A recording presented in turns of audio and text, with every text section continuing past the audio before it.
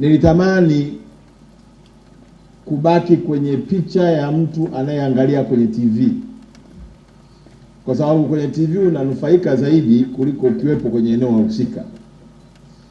Unaona mambo mengi, lakini moyo wako unakuwa na faraja kubwa sana.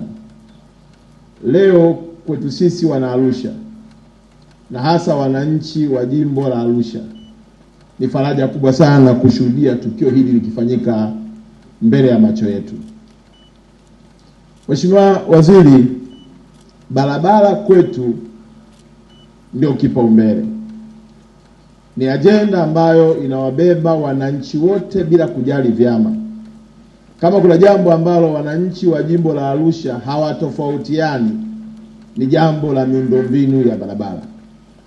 Awe ni CCM anataka barabara, awe ni Chadema, awe ni ACT, chama chochote kile, na hata wale ambao hawana chama, wote kilio chao kikubwa ni barabara. Leo inapokuwa siku ya kushuhudia utiwaji wa saini wa ujenzi wa barabara zetu kilomita 13, na hizi 13 ni zile ambazo tunazihesabu katika njia 4 na njia 2, lakini tukiamua kuzinyumbulisha kuzipeleka kwenye njia 2 maana yake tunaongelea kilomita 17.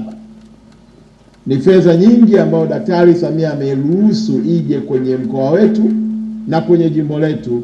Hatuna budi kumuombea na kumshangilia kwa mapenzi yake makubwa kwa jimbo letu la Arusha.